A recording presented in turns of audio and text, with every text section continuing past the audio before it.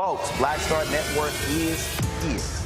Hold no punches! I'm real revolutionary right now. Support this man, Black media. He makes sure that our stories are told. Thank you for being the voice of Black America, Roland. Stay black. I love y'all. All momentum we have now, we have to keep this going. The video looks phenomenal. See, there's a difference between Black Star Network and Black-owned media and something like CNN. You can't be Black-owned media and be scared. It's time to be smart. Bring your eyeballs home. You dig?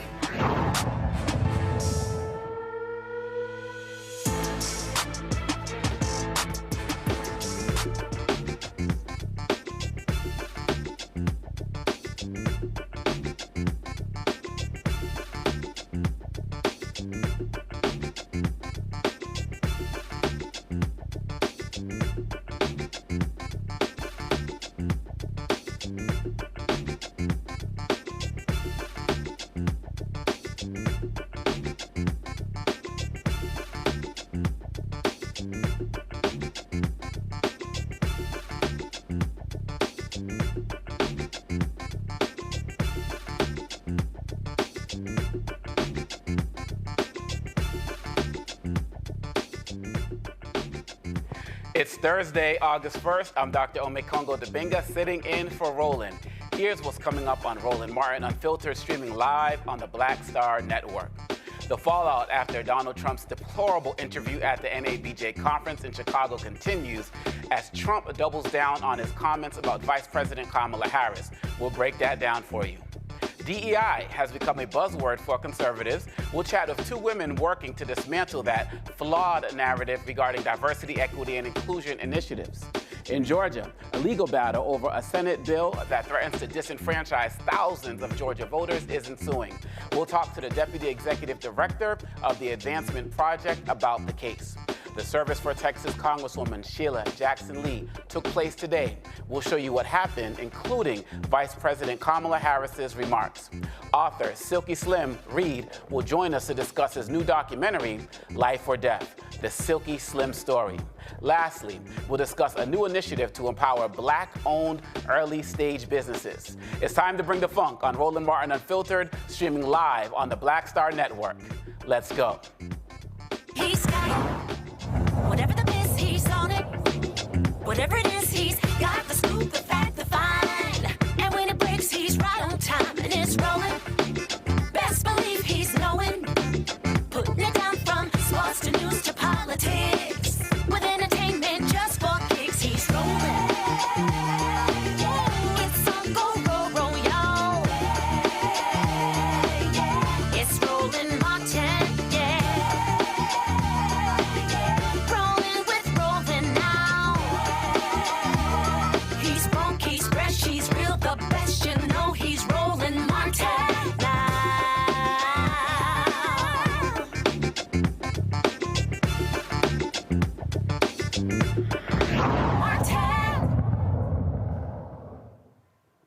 The fallout from the National Association of Black Journalists Convention interview with former President Donald Trump continues following his dishonest and disrespectful display.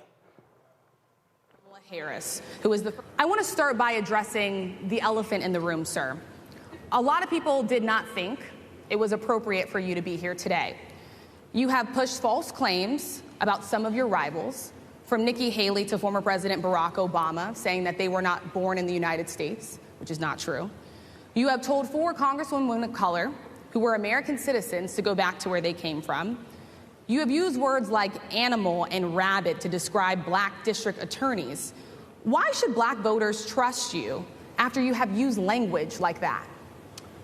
Well, first of all, I don't think I've ever been asked a question in such a horrible manner. First question. You don't even say, hello, how are you? I think it's disgraceful that I came here in good spirit. I love the black population of this country. I've done so much for the black population of this country. Some of your own supporters, including Republicans on Capitol Hill, have labeled Vice President Kamala Harris, who is the first black and Asian American woman to serve as vice president and be on a major party ticket, as a DEI hire. Is that acceptable language to you? How do you define DEI? Go ahead. How do you define diversity, equity, inclusion? Okay, yeah, go ahead. Is that what your definition? That is give me a literally definition the words then. Would you give me a definition DEI. of that? I just defined it, sir. Do you believe that Vice President Kamala Harris is only on the ticket because she is a black woman? I've known her a long time indirectly, not directly very much, and she was always of Indian heritage, and she was only promoting Indian heritage. I didn't know she was black until a number of years ago when she happened to turn black, and now she wants to be known as black. So I don't know, is she Indian or is she black? She has always identified as a black woman. She went to a historically black college. I respect either one, but she obviously doesn't, because she was Indian all the way, and then all of a sudden she made a turn and she became a black person. Just to be clear, sir, do you believe that she is... I think somebody should look into that too when you ask, continue in a very hostile, nasty tone. Vice President Kamala Harris responded to Trump during a campaign speech at the 60th Biennial Boule for Sigma Gamma Rho sorority. Here's what the Vice President said. We all here remember what those 4 years were like. And today, we were given yet another reminder. This afternoon,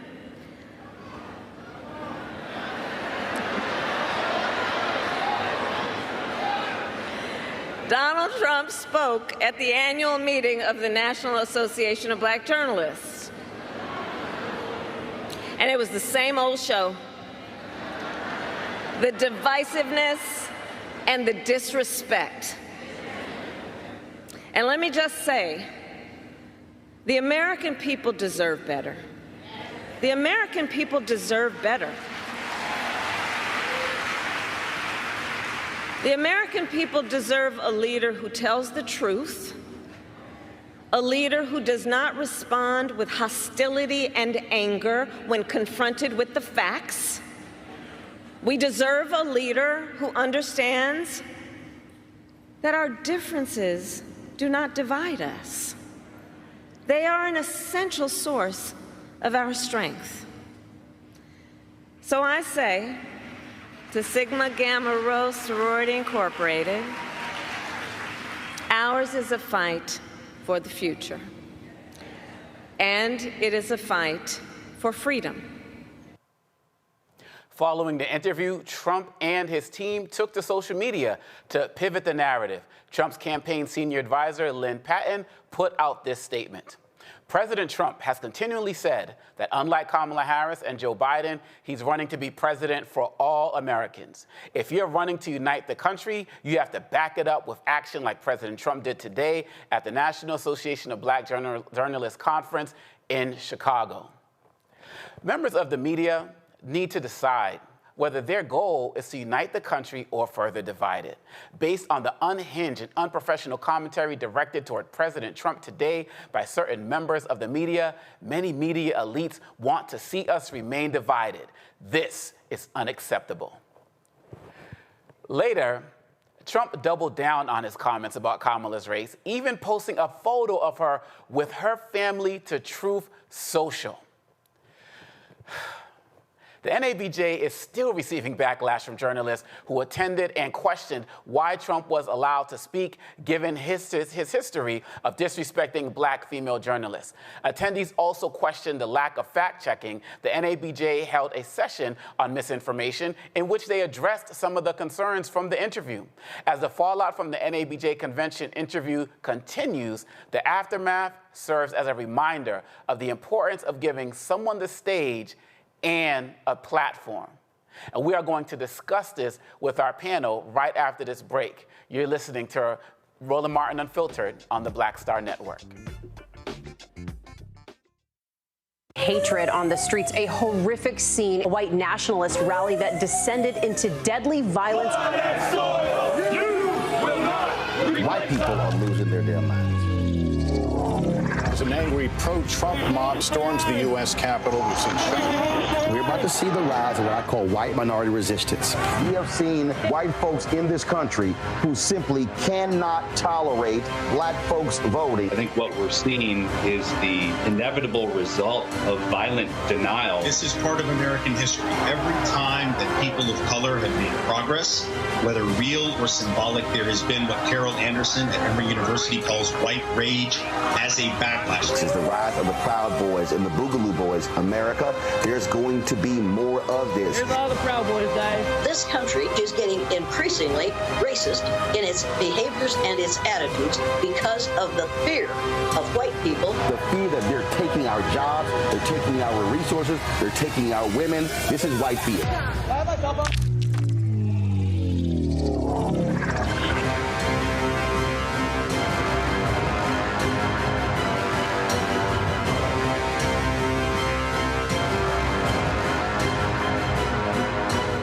Hi, my name is Freddie Ricks. I'm from Houston, Texas. My name is Sharon Williams. I'm from Dallas, Texas. Right now, I'm rolling with Roland Martin, unfiltered, uncut, unplugged, and undamn believable.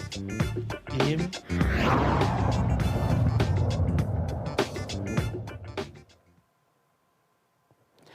We're back, and I'm here with my panel. I have Reese Colbert, the host of the Reese Colbert Show out of Washington, D.C., and I have Lauren Victoria Burke with Black Press USA out of Arlington, VA. Lauren, I got to start with you, just because of your vast experience in media and your background and everything affiliation with NABJ, and just I couldn't wait to get on tonight to talk to you both.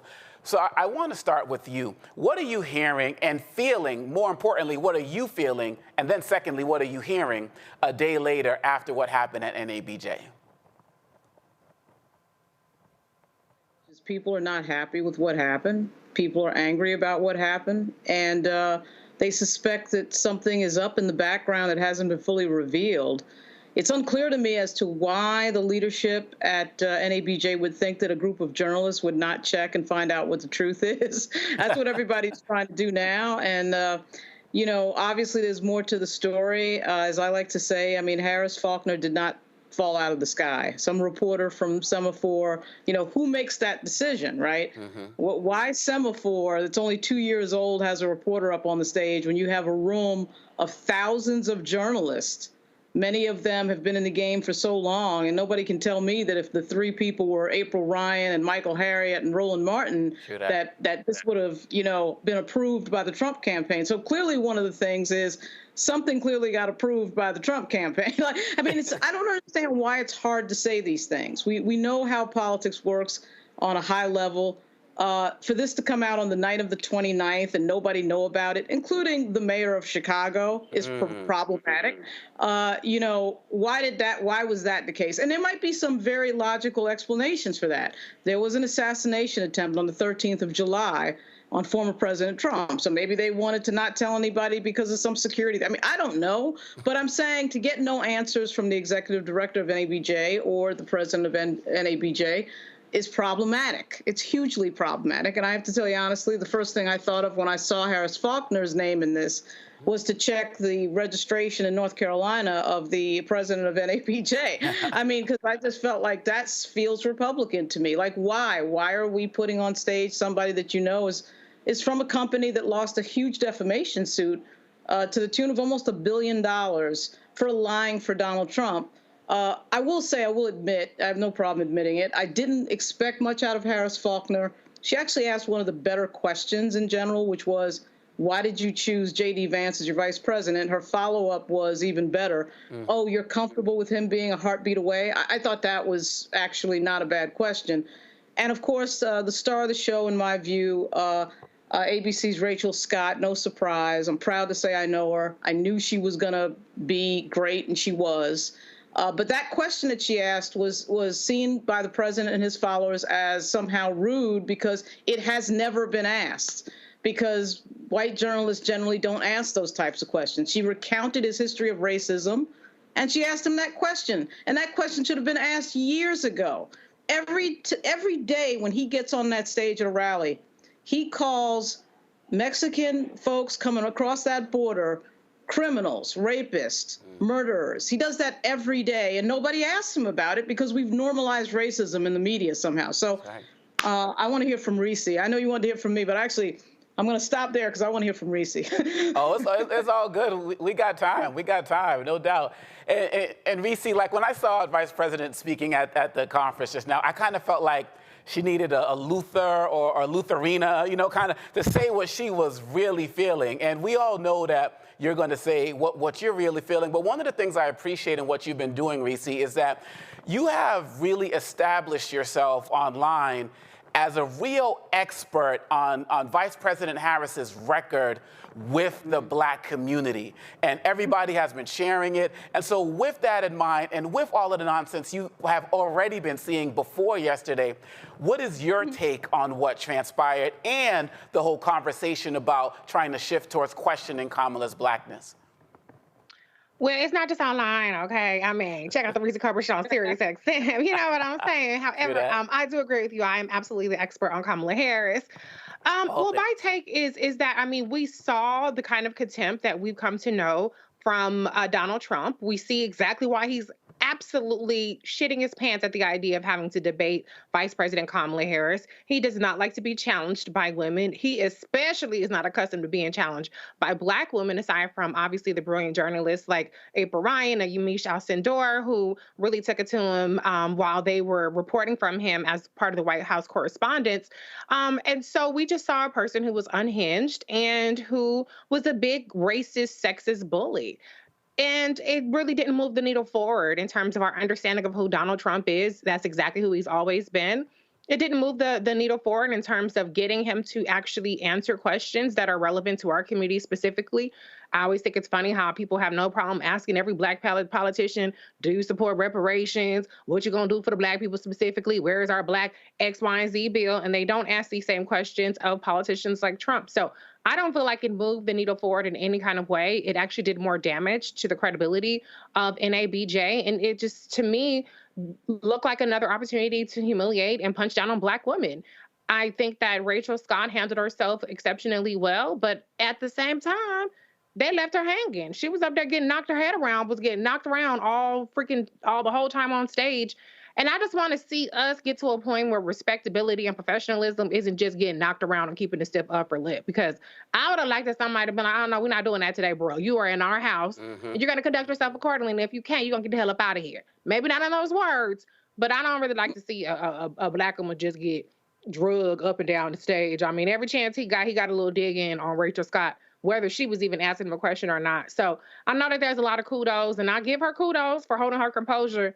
But sometimes composure ain't really what the situation calls for. Sometimes clapping back a little punch, right back, a little uppercut, a little defensive punch, sometimes that goes a long way. And so he got to walk away feeling like he put these Negroes in their place.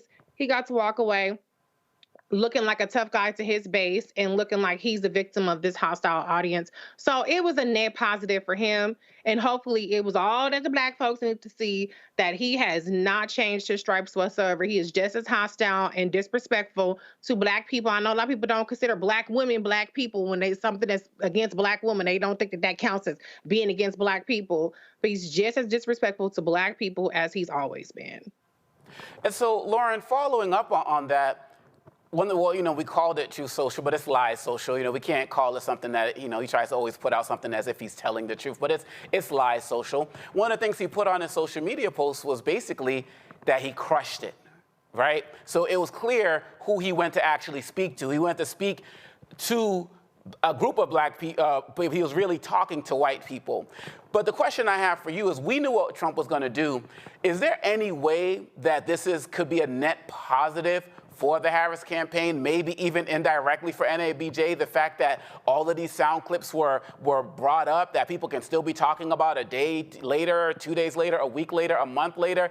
Is there any net positive that can come from this for the Harris campaign and those who are in these media spaces who invited him to be there?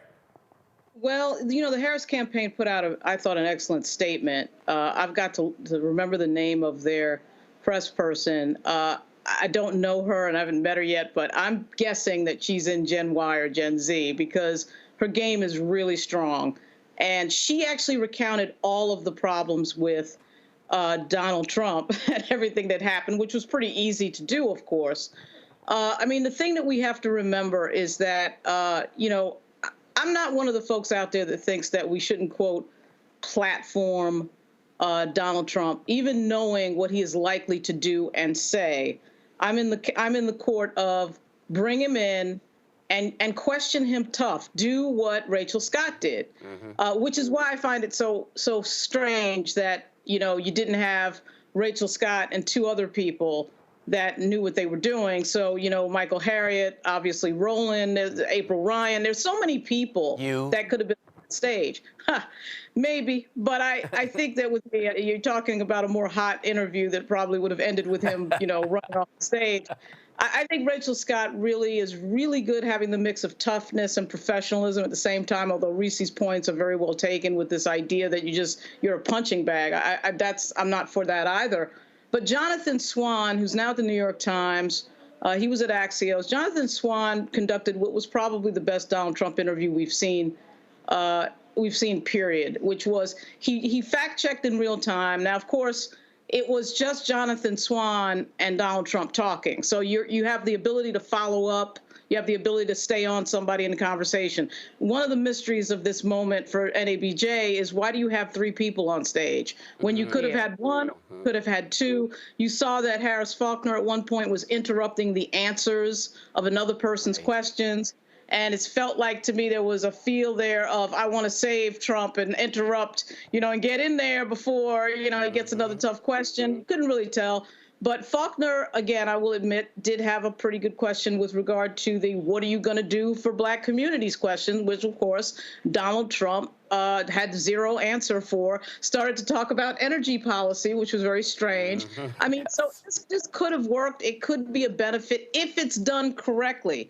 We heard the president of NABJ say on a video, I believe it was on the 28th or the morning of the 29th, well, we've been talking to these campaigns for a month. Well, dude, if you've been talking to these campaigns for a month and this is what you came up with, that's highly problematic. I mean, this was not done well. So there's a lot to say. I think it could have been done a lot better and been a huge plus for NABJ, but they look like they got played. To quote Roland, they look like they got played because they did get played, because this guy, Donald Trump, he knows what he's doing when it comes to communications. He knows how to change narratives. He knows how to interrupt and filibuster. He knows how to step on what you're saying so the audience can't hear you. He knows what he's doing. He might be crazy, but he's not stupid, and he's very good at communication strategy. I like to say crazy like a fox, no doubt. And so Reese, how do you feel we should be responding going forward? Because we know that once Trump unleashes something, the whole media ecosystem that follows him is going to repeat it as well. So there are going to be more stories questioning her blackness and her background. How should we be galvanizing to respond in this environment? Well, here's the thing. The number one attack against Vice President Kamala Harris, dating back to her time as in 2019 when she ran for president the first time, was about her race. About 60% of the attacks against her were race-based, trying to question her blackness, because what they think that they can do is if they can create distance between her and the black community, the most powerful voting bloc and demographic in terms of being the tastemakers of this country, in terms of moving this country forward, the conscious of the country, then they feel like they can win. They can knock off those numbers they need to in Philadelphia and in Milwaukee and in Atlanta. So that's really what they want to do, is they want to make this not about the issues, but about how black Vice President Kamala Harris is. I think one thing I would like to see Kamala Harris do, and I think having studied her record for so long, one of the things that she doesn't tend to like to do is she doesn't usually like to humor a lot of the attacks against her. I've seen her lean in on a lot of things, but she hasn't necessarily leaned in explicitly as, I know who I am. I'm a black woman this cycle. Now, we've had interviews with her where she's done it and she says, I'm black and I'm not going to explain that to anybody. And I think part of her kind of, is a little indignant at that being part of the conversation. But I think it would help in the same way that we saw President Barack Obama many times throughout the course of his 2008 campaign, talk about his Blackness, talk about even how he had a white mother and all the other kind of stuff too.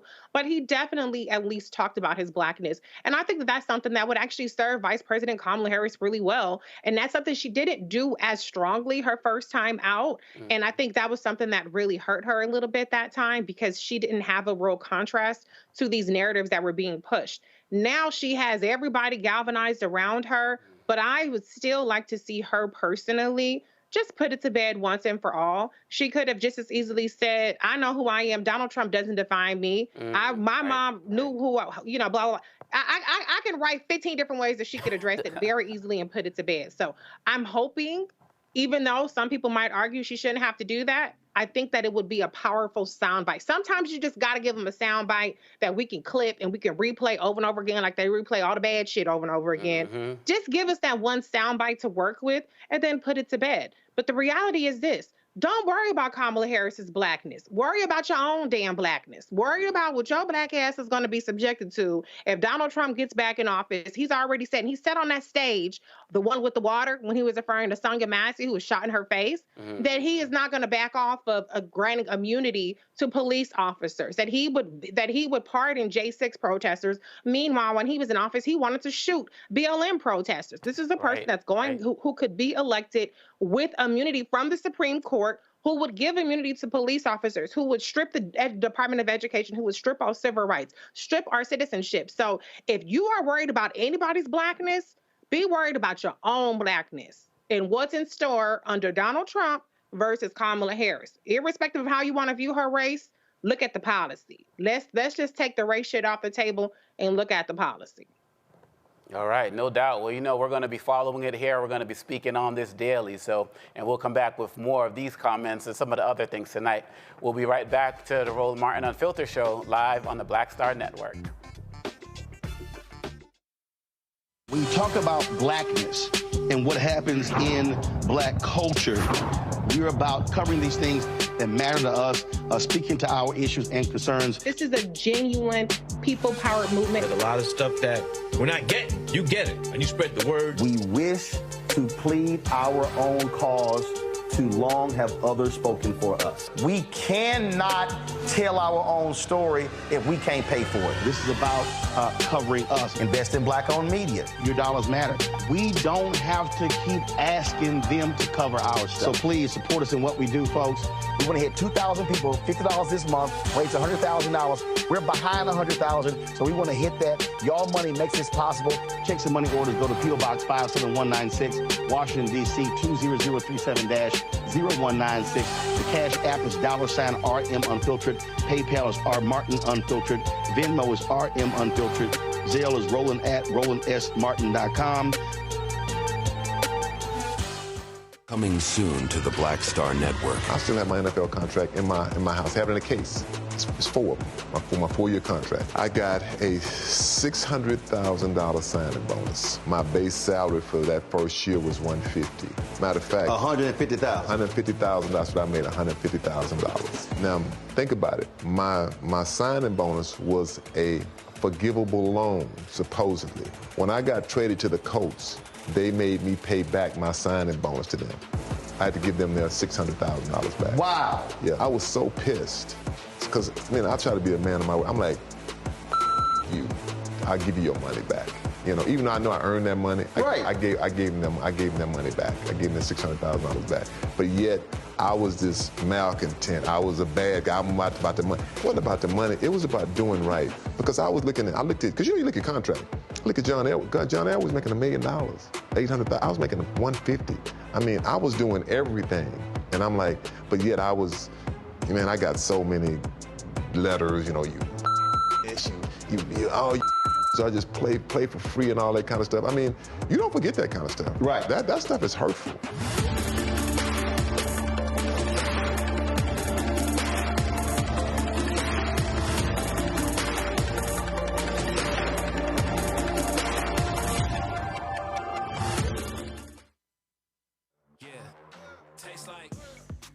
Curl Prep Natural Hair Solutions at curlprep.com. I'm in shock. For curls, locks, braids, twists, and even those wigs and extensions. Women, men, and children are loving this line. Look at this video and you be the judge. People line up to see this product in action at hair shows, and when they take a seat and try it, they don't believe it's their hair. Buy the products at curlprep.com. It works on all hair types. Use code ROLAND, that's ROLAND, lowercase letters, to get a 15% discount. Parents, remove the ouch. You will love this system because you can comb the product through your child's hair with your fingers. It's all at curlprep.com. Use code ROLAND, lowercase letters, to get a 15% discount. Hi, I'm Jo Marie Payton, voice of Sugar Mama on Disney's Louder and Prouder Disney Plus, and I'm with Roland Martin on Unfiltered.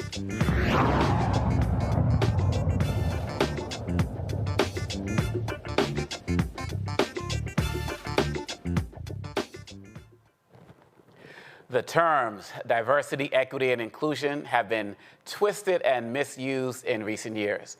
But now it's time for change. Since 2023, 81 anti-DEI bills have been introduced in 28 states and Congress. This harmful movement claims that DEI programs cause discrimination and are just another form of racial bias. But two incredible women are standing up to this destructive narrative, and they are talking about this in every single step that they are doing in their work every single day, 365 days a year. They've rallied over 300 people in the DEI space to fight against these damaging messages on a call that took place on Monday night, and I was very happy to be on that call. I first want to introduce Mary Frances Winters, Dr. Mary Frances Winters, the visionary founder and CEO of the Winters Group, Inc., and author of We Can't Talk About That at Work. Dr. Winters, it is such a pleasure and honor to talk to you tonight. How are you doing? I'm doing well. It's great to be here. Thank you so much for having me. Oh, absolutely. And we're working on getting Dr. Shirley up here as well. Now, look, I got the call last minute, and I learned about everything that was taking place. I heard that it's going down on Monday night, that anybody who's working in the DEI space, we're going to talk about how we're going to galvanize. Everybody else has their call, and a lot of us were on those calls too, but we said for what we do in this space, we have to organize. Talk about how this call came together and your overall feeling of what took place. Well, thank you so much. I've been doing this work now for 40 years, and I just cannot believe, where we are. And so Dr. Shirley Davis and I have worked together. She used to work for the Society of Human Resource Management. Now she has her own organization. And we were just talking and just said, we need to have our own call to really galvanize, because the term DEI is being demonized, is being weaponized, and we need to take back that narrative, because there is nothing wrong with DEI. DEI, absolutely, organizations engage in diversity, equity, and inclusion because it makes good business sense. And so for us to allow them to take the narrative, we just said we cannot do that. So we brought together over 300 diversity, equity, and inclusion professionals to say, this is our work.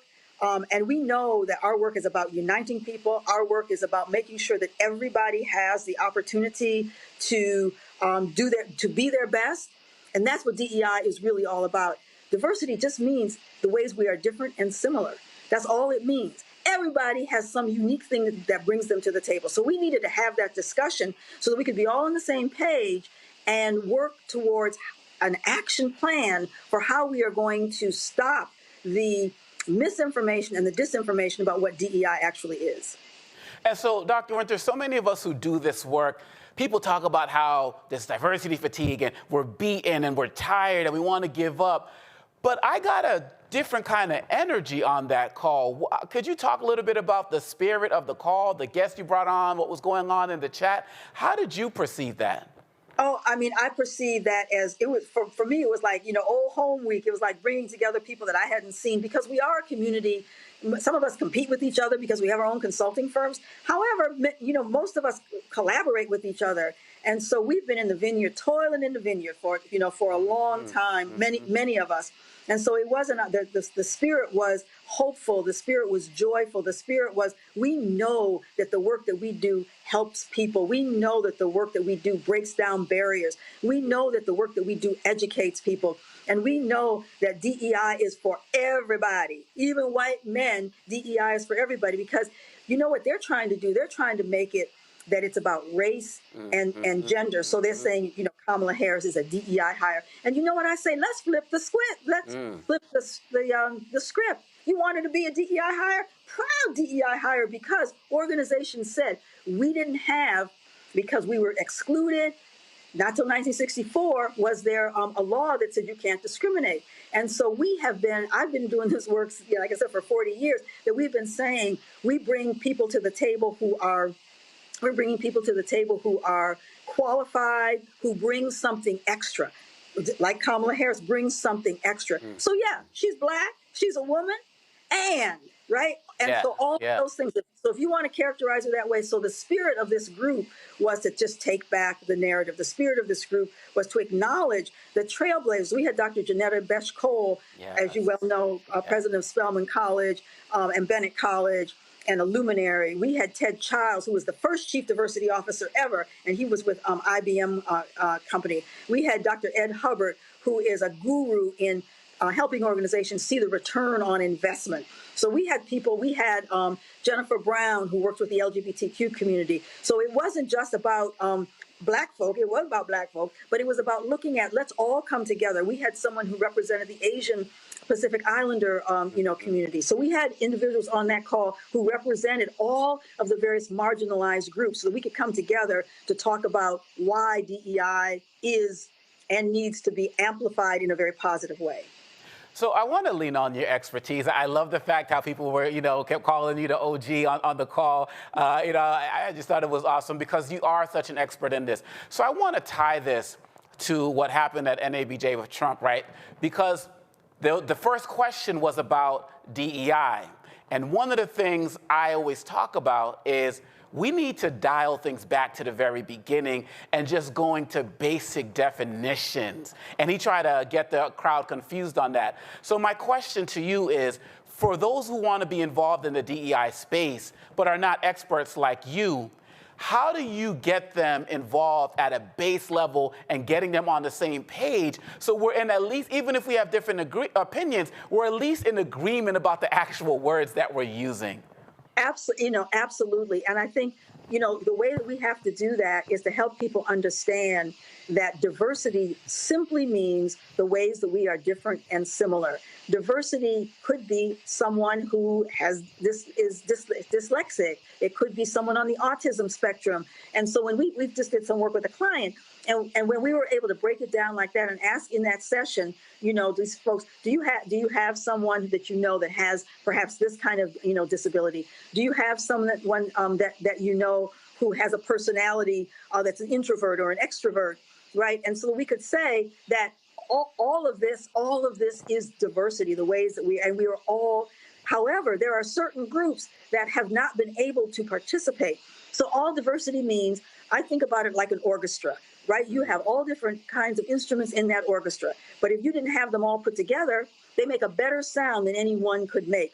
But you're not asking the violin to assimilate and be something other than a violin. You're not asking the bass to be something other than a bass. But when you put them all together, what you have is something that is better. So we need to be able to explain this to people in basic terms, that all diversity means is the way that we are similar and different. And we needed to have laws in order to mitigate the discrimination that was legal until 1964. So the whole idea of this is to break it down. People don't like the word equity. That equity is now being again. That's all equity means, is that you look at what people's needs are and you give them what they need. Right? What we're saying is everybody doesn't need the same thing, but in order to have an organization that is going to work well, in order to have an organization where you're going to have innovation, you have to understand how to motivate and to give people the tools and the resources that they need, and everybody doesn't need the same thing. We have somebody on our team who is dyslexic, and that person needs to have Grammarly, that person needs to have Otter AI, and everybody doesn't necessarily need that. And so that's what we're talking about, breaking it down And what we have to get around people is everybody's really a diversity hire, because everybody is hired for something unique that they bring to the table. You have 3 candidates for a job, right? And they all bring the basic qualifications. Now, what organization do you know that's going to interview somebody for a job that doesn't come with the basic qualifications? You're not even going to get interviewed if you don't have the basic qualifications, right? But those 3 people that you have, one of those people is going to get the job because you only got one job. There's going to be something unique about that person. There's going to be something unique about that person that the other people didn't have. That's what diversity is. And maybe there's a physical difference as well. Maybe, just maybe, that person is Black. Just maybe that person is a woman. Just maybe that person is LGBTQ. But the basic qualification, and maybe you wanted that person because they had that, because you're trying to reach that particular market. So diversity just means those skills that you bring to the table. And we do not want our work to continue to be demonized. So let's bring in Dr. Shirley Davis, CSP, a global workforce expert and president of SDS Global Enterprises. Dr. Davis, I'm so glad you're able to make it tonight.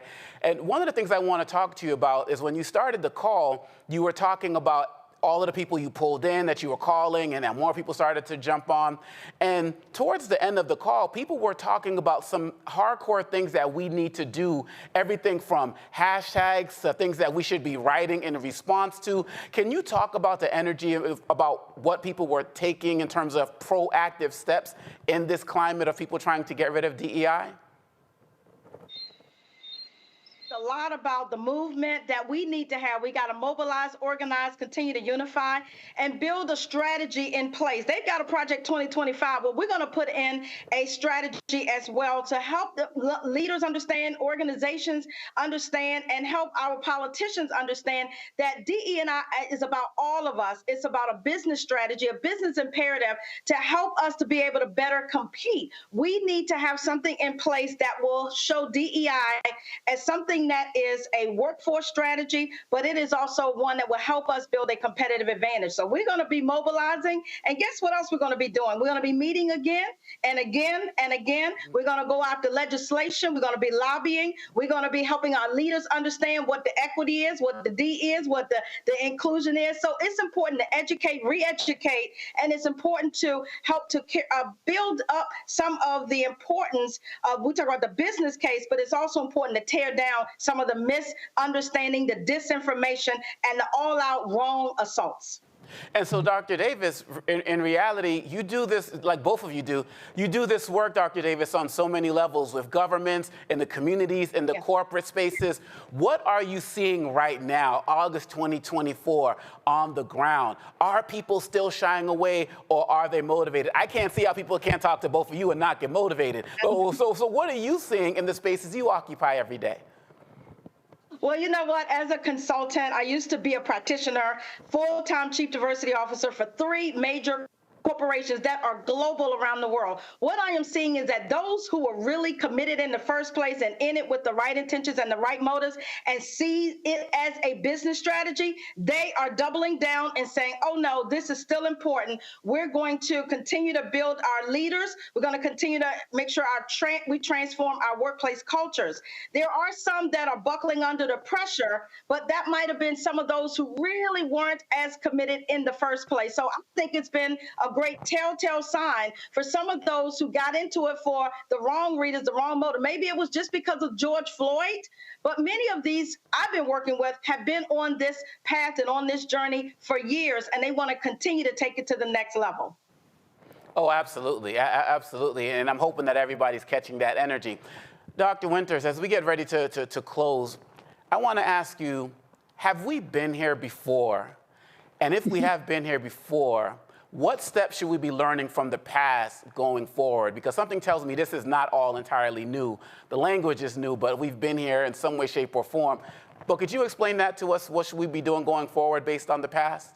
Yeah, we have definitely been here before. I think what's different this time is technology, social media, artificial intelligence, and there's so many easy ways to spread disinformation and misinformation that we did not have before. But the attacks on our work are definitely not new. We know that there have been many attacks on affirmative action throughout the years, and this latest attack on affirmative action was in higher education was in 2023. But what we need to do is stand firm and not back down, and not, what I'm seeing, as Dr. Shirley said, is that those organizations that were doing this work are continuing to do this work, but then there are organizations that are shying away and are saying, oh, we can't say diversity anymore, we can't say this anymore, we can't say unconscious bias anymore. We need to stand firm with our work, because we know that this work changes organizations for the better. There's ROI, data that shows that when somebody calls Kamala Harris a DEI hire, we say, okay, all right, maybe she's a DEI hire, because that's a great thing, because organizations did say we didn't have diversity, we didn't have to do it. And so maybe Kamala Harris was looked at as somebody who was qualified. First of all, we got to stop that. We got to stop this narrative that DEI means unqualified, because that's exactly, and make them say what they mean. Mm-hmm. What do you mean? When you say a DEI hire, what are you talking about? Are you talking about she was a woman? Are you talking about, and when you say that she was somebody was unqualified, we have to make them be specific and not hide under this, this DEI. So every time that they say DEI hire, we need to call them out on that and say, what's wrong with being a DEI hire? Because that's what we wanted to do. That's what this country promised us. And so, yes, we do have people who are hired so that we can increase our diversity, so that we can be a better organization and we can be a better society. Well, I really want to thank you both, Dr. Winters and Dr. Davis, for really coming on and setting the tone about where we should be going as a country. And one of the hashtags that came out of that was we should be out there using that hashtag DEI proud. And so I've been definitely putting that in my statement. Win with DEI. We also got that one too. I love win with DEI. Hashtag win with DEI as well. Thank you both, and we'll be watching for your future moves. Thanks for coming on. All right, thank you. Thank you for having us. No doubt. And we will be right back with Roland Martin Unfiltered on the Black Star Network. Next on the Black Table with me, Greg Carr. Democracy in the United States is under siege. On this list of bad actors, it's easy to point out the Donald Trumps, the Marjorie Taylor Greens, or even the United States Supreme Court as the primary villains. But as David Pepper, author, scholar, and former politician himself says, there's another factor that trumps them all and resides much closer to many of our homes. His book is Laboratories of Autocracy, a wake-up call from behind the lines. So these state houses get hijacked by the far right, then they gerrymander, they suppress the opposition, and that allows them to legislate in a way that doesn't reflect the people of that state. David Pepper joins us on the next Black Table, here on the Black Star Network. Good job, good pay, good life. Would you be willing to walk away from it to achieve real wealth? Well, that's exactly what this woman did. And boy, did it pay off. Once you make the decision that this is the direction that you're going to go in, I do believe that there's power in having a decided heart. Hear her story on The Next Get Wealthy with me, Deborah Owens, America's Wealth Coach, on Black Star Network. This is Reggie Roth-Byfield. You're watching Roland Martin, unfiltered, uncut, unplugged, and undamn believable. You hear me?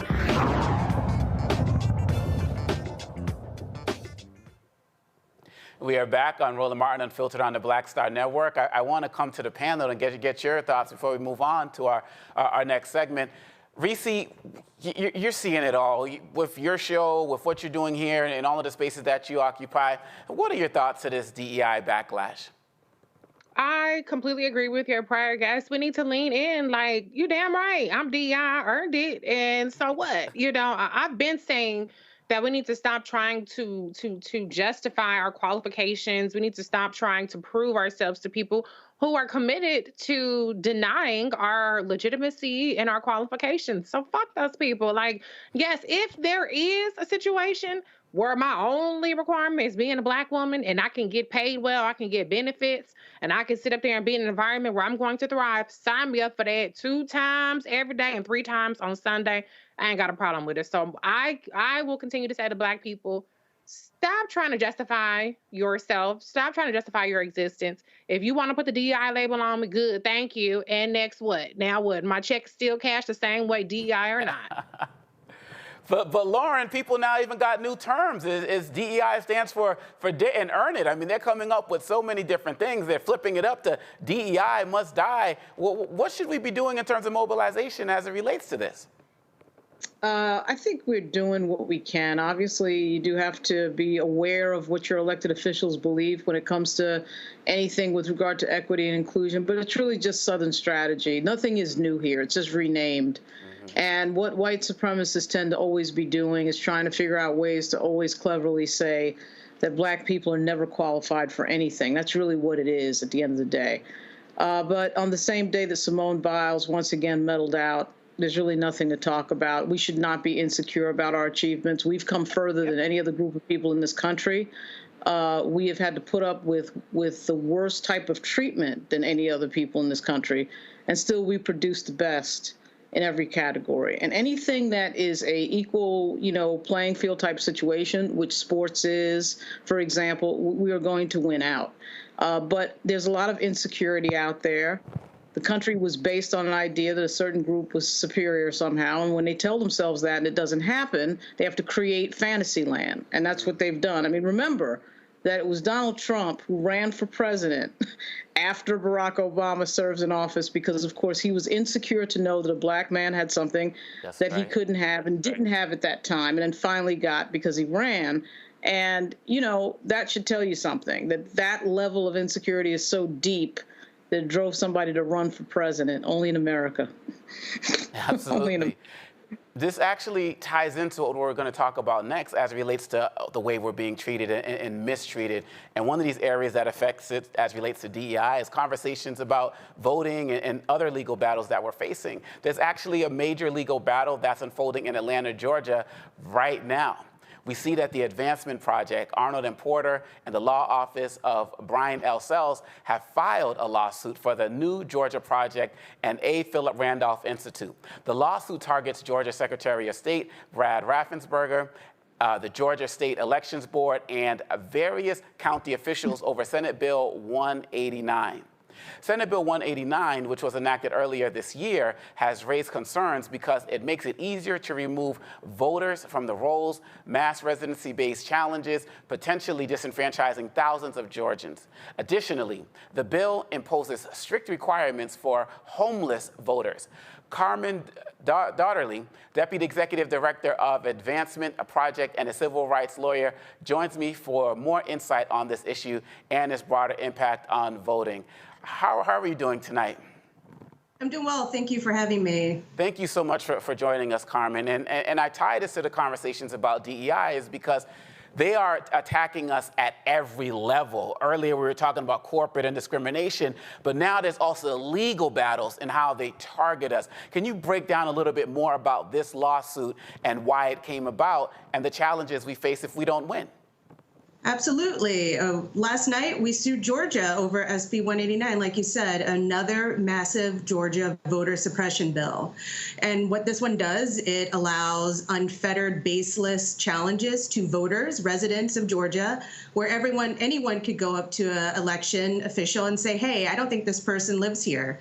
Let's get them off the rolls. So we know this is, tied to white supremacy. It's a fear of Black power, Black and brown communities. We always show up to vote. And this is just another effort to prevent free, fair, and accessible elections. But we know when we exercise our power, we win. We believe in our partners, New Georgia Project and A. Philip Randolph Institute in Georgia. They knew this was happening. They could see it from a mile away, right? Since the 2020 elections, they've been hit left and right with voter suppression bills with one goal in mind, and that's to suppress brown and Black votes. And so what has this looked like in Georgia? Because people talked about, well, Brad Raffensperger, he's a hero. You know, he called out Donald Trump and insurrection and all. He makes sure that he certified the election. And so he's not the problem. And many of us were saying, no, it's just different levels of this. Can you talk about how he has been responding to the accusations that have been made in this lawsuit? And where do you feel like they're going? Are they doubling down with how they're responding to you, or are they taking more of a silence approach and letting it play out? Well, we know this is a lie that turned into legislation, right? This idea that there's mass fraud happening in the South, across the country. And really, he is doubling down on this to say we have to investigate these potential frauds when we know this is a lie. It's been a lie since 2020. There is no mass fraud happening in American elections.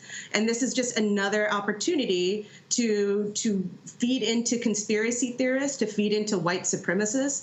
And it's also an opportunity to target unhoused citizens. What is the point of a bill that's targeting unhoused citizens and their ability to vote? It is already such a burden on unhoused citizens to vote. The fact that they want to exercise their rights to vote, and this bill makes it so impossible for them, forcing them to walk or try to find transportation to election official offices to request what they're entitled to, which is an absentee ballot, information about their polling places, when historically this has gone to their homeless shelters, to P.O. boxes, and now we have this idea that we're signing up homeless people to vote for Democrats, and that's really what this is based on. Carmen, how should I say this? When Vice President Harris took over the nomination for president, and everybody was in their euphoria stage, and many of us still are, the first thing I immediately thought of was these states are going to double down, triple down on their efforts to suppress the vote. And so, given your expertise and what you're seeing and dealing with, what should we be doing to make sure, because we feel, sometimes we act like we've seen everything. What's your sense of what's actually happened now with this new spirit that Vice President Harris has brought to the campaign? She was just in Georgia. Do we need to double down on our efforts as well? Do you feel like our groundswell has been strong enough to be able to combat this? How do you see this in this new space that we're in right now? Absolutely. If you think the spirit on our side is on with the Vice President announcement, just wait till we see what's happening on the other side for voter suppression, right? So at Advancement Project, we are focused on voter protection 365 days a year. It's not just an election year for us. So what we are helping our partners in Georgia and other states is to monitor what's happening in the counties at those small election board meetings, what people are saying, what challenges are happening right before an election and beyond. So New Georgia Project has done an excellent job of really tracking those counties across the state, to hear the conversations at the county board level, to see what changes they're implementing without our knowledge, and documenting that impact. And then we follow up if necessary, like in this case, with legal action. I want to bring in my panel to ask some questions as well. Lauren, your question for Carmen. You know, there's something breaking right now on the voting front, and Carmen probably knows about it more than I do. I just can see it on Twitter. But, you know, Carmen, just what is if you could change anything about voting in America, what would it be? What would your number one be if you could wave the magic wand and not have Congress in your way or the Supreme Court? What would that be? Sure. I mean, Congress needs to pass the John Lewis Voting Rights Act. It's been way overdue. It would offer protections that we don't have now. We know the Voting Rights Act has been eroding for years, Shelby v. Holder, and losing Section 2, Section 5. Like, we are in dire straits when it comes to voting rights. But again, it never stops our people from voting. We keep showing up, and they keep trying to find ways to stop us from showing up. And we just show up more, right? So I think for me, getting that passed is vital. I think it's also ensuring that elections are free and accessible and fair, right? Making sure there's ample opportunity for folks to vote. Their polling places are in a place where they can get to easily. Drop boxes are allowed, voting by mail. So the more ways folks can vote, the better our democracy will be. Reese. Yeah, I was curious if you have any information. There were reports about a way in Georgia that somebody, if they know enough of your personal information, could enter into a system and actually get your voter registration purged. Are you aware of that? I also read that it had been taken down and it was temporarily exposed, but are you aware of any kind of mechanisms that are being put in place in Georgia that allow people to kind of harvest information and cancel voter registration on somebody else's behalf? Yes, thank you for bringing that up. Yes, Georgia Secretary of State created a website where if you had a few bits of information on a resident, whether it's the last 4 digits of their social security number, their date of birth, and their address, you could just challenge them. You could get them removed immediately just by inputting that into the website. We know that we've got data farms where people can access this information easily nowadays. We get hacked every day. I know my information has been hacked, right? But to think that you could develop a website where anyone could put this information and to think that you wouldn't be challenged immediately is foolish. And I wouldn't even say foolish. It's white supremacy to think you could do that. We immediately sent a letter to the Secretary of State. They stop this because this is crazy. And you know what? We still haven't gotten a response, but we're waiting to hear what excuse could possibly be imagined to think that this is okay. Carmen Dotterly, thank you so much for this. And please keep us informed so we can let our community know how this lawsuit is going. Thank you. Thank you all. And we'll be right back to Roland Martin Unfiltered on the Black Star Network. On a next, A Balanced Life with me, Dr. Jackie. Think about for a moment some of those icky behaviors that you display every now and then. Are you a petty Betty or a crabby Kathy? Where do those less than attractive traits come from? We all have them. And more importantly, how do we get rid of them to make certain that they don't infect other people? Pettiness is something that we all carry. It's just make sure that you carry it well and you don't use it to intentionally hurt. On the next A Balanced Life with Dr. Jackie on Black Star Network.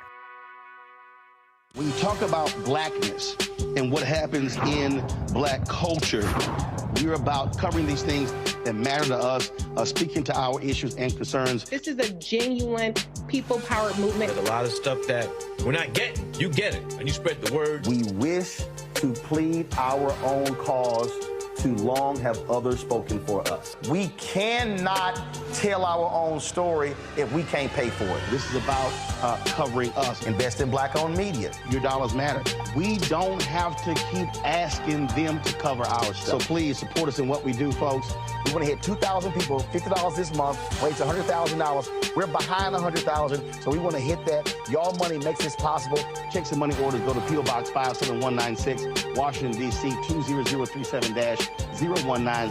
The Cash App is $RM Unfiltered. PayPal is R Martin Unfiltered. Venmo is RM Unfiltered. Zelle is Roland at RolandSMartin.com. Hey, yo, what's up? This is Mr. Dalvin right here. What's up? This is KC. Sitting here representing the JODECI. That's Jodeci. Right here on Roland Martin Unfiltered.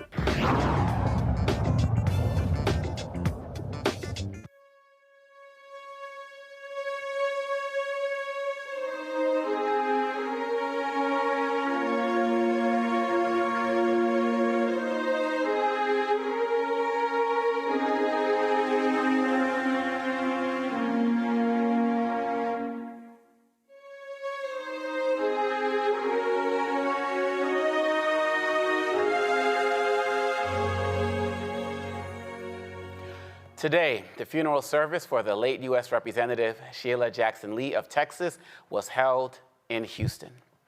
The 74-year-old Congresswoman passed away last month, leaving a legacy of service and dedication.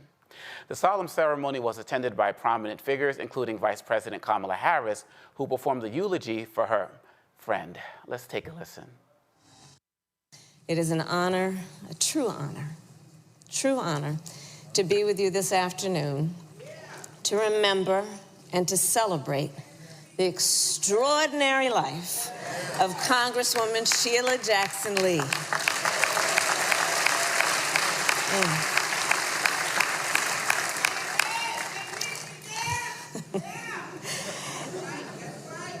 Well, Sheila Jackson Lee would want that we are focused on her right now. But I thank you. Sheila Jackson Lee, to know her was to know a true champion, a fierce champion for justice. Sheila Jackson Lee was a woman of deep faith and deep compassion. She was a proud member of our beloved Alpha Kappa Alpha Sorority Incorporated. And she was a dear, dear friend to my husband, Doug, and me. Over her career, as we all know, Sheila had many titles: judge, council member, congresswoman. And yet perhaps the titles she cherished the most were wife to Elwyn, mother to Jason and Erica, and BB to Ellison and Roy. And so to the entire Lee family, Doug and my prayers are with you.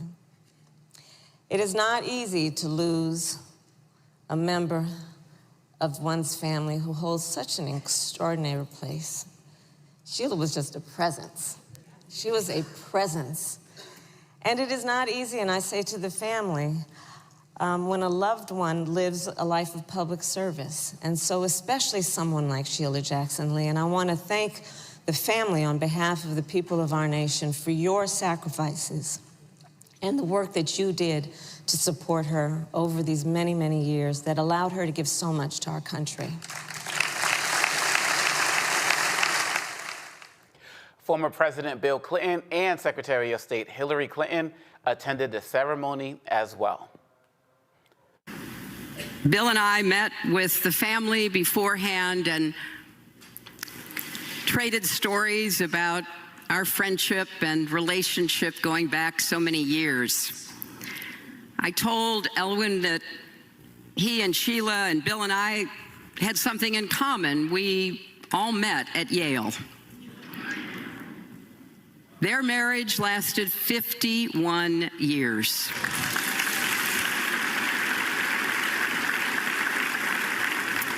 Believe it or not, ours will be 50 years old next year.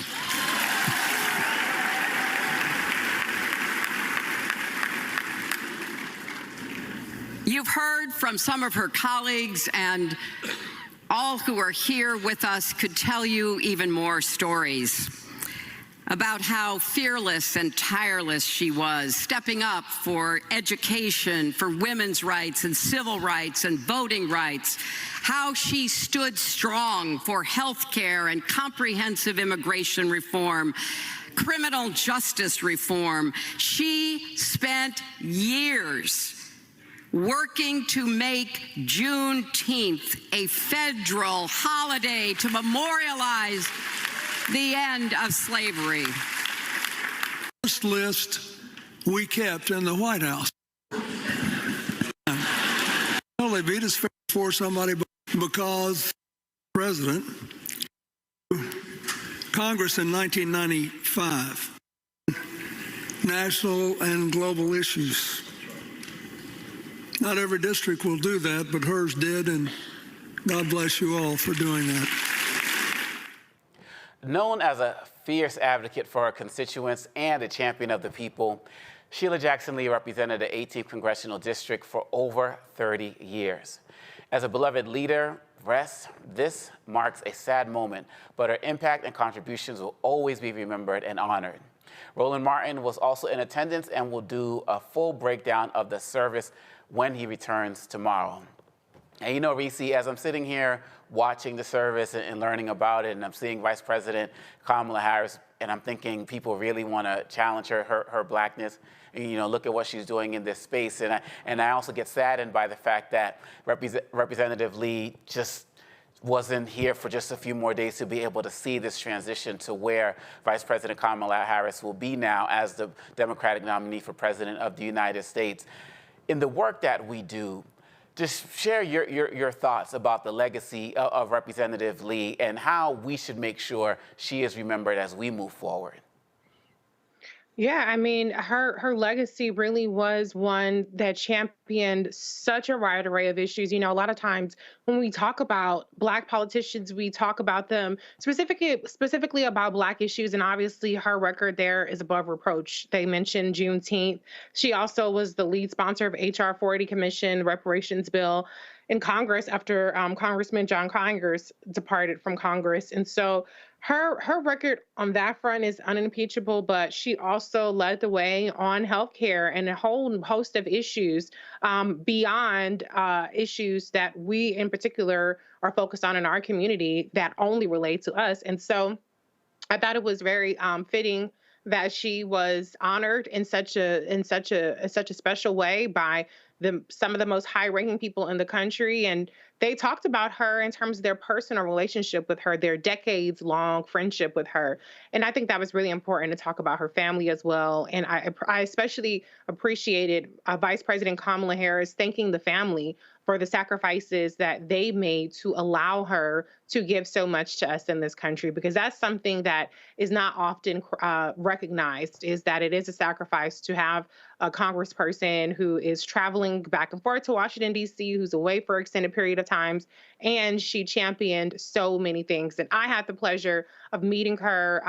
She's been on this show several times, so I've met her in that capacity, but I actually had the chance to sit beside her and be in a small conversation with her in Texas when Monique Presley hosted a rally and Roland was there filming it. So that was really special. She was an icon, and her legacy will live on forever. And so, Lauren, when we think about legacy, how do you feel when we talk about, one of the things and Reese kind of hit on this, the fact that, you know, she was always on this show. She was always around, it seems, everybody, regardless of their station in life. And that seems to be something that's missing from so many politicians. They get elected and then they kind of say, hey, see me in 4 years, see me in 2 years, depending on, you know, their position.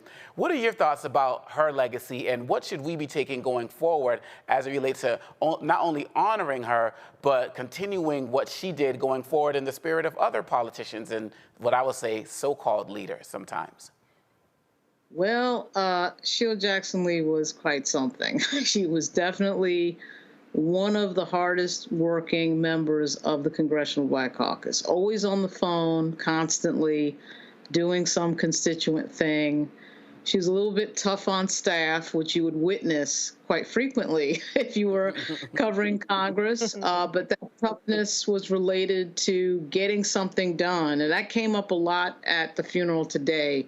Glenn Rushing, who's a friend of mine, I thought would have had one of the better speeches of a almost, I think, 4-hour funeral today, as did Leader Jeffries. But you know, the legacy of Sheila Jackson Lee is that person who never gives up, even on the things that weren't very popular. She took on the reparations legislation that John Conyers was carrying. She had big shoes to fill because this is Barbara Jordan's seat, which is a difficult thing right there, but really connected to community. I was shocked during the funeral. I thought I knew a lot about Sheila Jackson Lee. I covered Congress, and I had a blog on the Congressional Black Caucus and got to know her really well. She never passed me by without saying something or telling me something or, you know, always engaging. But I was shocked today to learn a few things that I had no idea about. There was a connection to international affairs that I had no idea about, to the Pakistani community. I was texting my friends, some of who were at the funeral. I said, Pakistani community? There's like some guy gets up and does this whole presentation on Pakistan. So I was like, really? You know, Stevie Wonder was there, which didn't surprise me. The Clintons were there, which didn't surprise me. She's a big backer of Hillary Clinton's campaign, which is, by the way, why you see a lot of radio silence coming out of Team Obama, because I don't even think former President Obama even tweeted anything, because, you know, that was one of the points of contention. And I remember that really well. Sheila Jackson Lee and a lot of other members of CBC backed Hillary Clinton because they knew Hillary Clinton. They just knew, they knew her and they didn't know him. He sort of just came out of nowhere. But anyway, her work ethic is off the chain. The only other person I can think of that works harder is Bobby Scott from Virginia. It is unbelievable when people show up at every event. They show up to every high school graduation. They show up at every funeral in the community. There were several stories today where people said that folks from outside of the district were calling her. So you got a neighboring congressional district, which there's sort of a custom in Congress that you don't do work in somebody else's district, right? But people knew that this person, Sheila Jackson Lee, needed, was someone who gets stuff done, so they're calling her. I mean, that didn't surprise me. This person, Sheila Jackson Lee, is going to be greatly missed. She's going to have really hard shoes to fill. She has that old school ethic of you worked all the time and you stayed in Congress. She's been in Congress for 30 years. And you stay and you gain power, you gain seniority. And I know it's fun to have these newer members, because it is fun having these newer members, but these older members who have seniority have a lot of power. She was one of them, and she's going to be greatly missed. People have no idea, no idea. Yeah, I think you both bring up so many incredible points, and I really feel at the end of the day, with the spirit and energy that she has just placed and just left for all of us, whether we're looking at people at the state level, like the Justins, whether we're looking at people like Representative Crockett, and people across different backgrounds, AOC as well. There's so many people out there who make me feel confident that her spirit and legacy will live on. And so I feel like it's great that we honor her in this space, particularly with everything going on in the world. And so it's just so important for us to say rest in peace and power to a giant. And so thank you, Representative Lee, for everything, and you will not be forgotten anytime soon or in the very far future as well. And we will be right back to Roland Martin Unfiltered on the Black Star Network.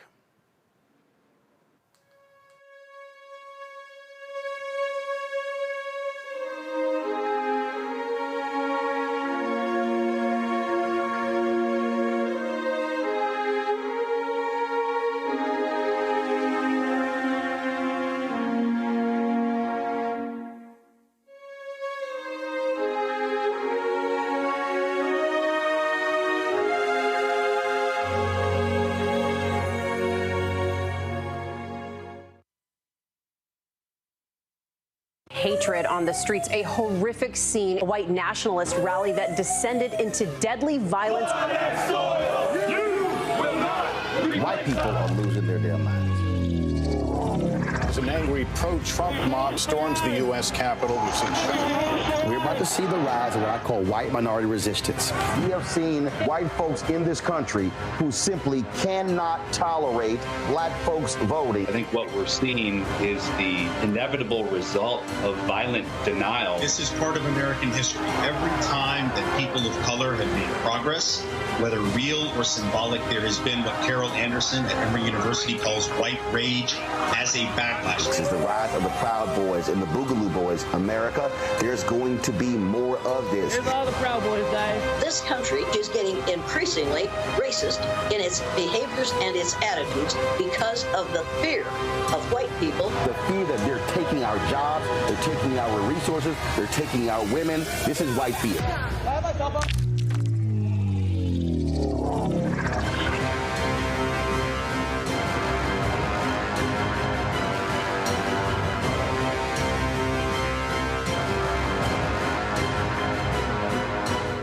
What's good, y'all? This is Doug E. Fresh, and you're watching my brother Roland Martin Unfiltered as we go a little something like this. Hit it. It's real.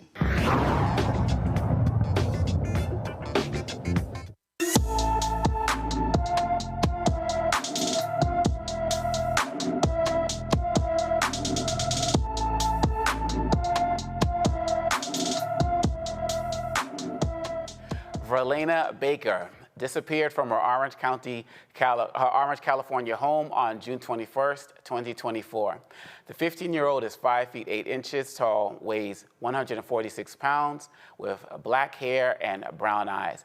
Anyone with information about Verlana Baker should call the Orange County, California Sheriff's Office at 714-647-7000. Now, y'all, we got to talk a little bit about your boy, man, Elon. I don't even like saying his name sometimes. But we're going to talk about Elon Musk, and we're going to talk a little bit about Don Lemon, y'all, because there's always so much that's going on in the news. But Don Lemon has filed a suit against Elon Musk. And I got to get the panel in on this. But, y'all, if y'all haven't heard this, check it out. Former CNN host Don Lemon has filed a lawsuit against tech billionaire Elon Musk over a canceled show agreement.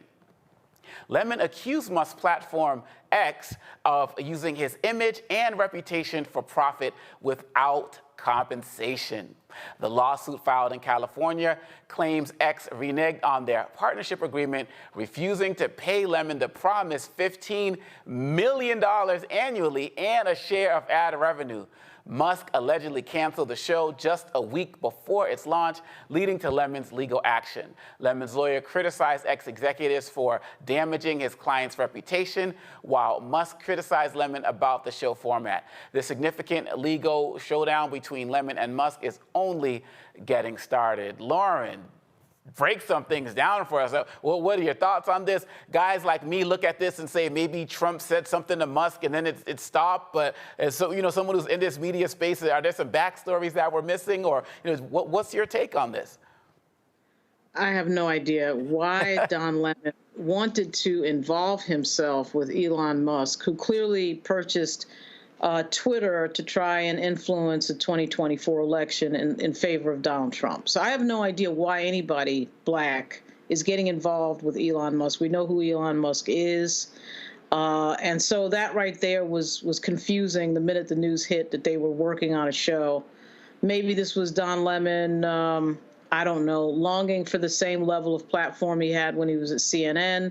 I think he's doing just fine with his individual project that he's doing, much like his former friend Chris Cuomo.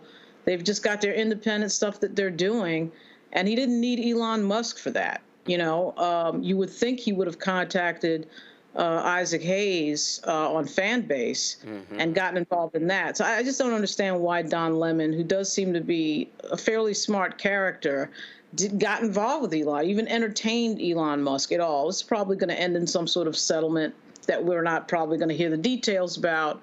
But I'm just confused. I don't know Don Lemon. I've met him a few times, but I can't say that I know him. Like, we don't hang out or anything like that. I've just met him at a few events. But hopefully he'll untangle himself from Elon Musk. And Reese, how do you see it? I mean, you operate in this independent space. You are on these platforms. You're running. You have your show. Do you see this as something that more people should try to aspire to? Everybody's always talking about Black Twitter, or I don't think they call it Black X now. Shouldn't more people be trying to do this? Or are we in the Lauren school of, this makes no sense whatsoever?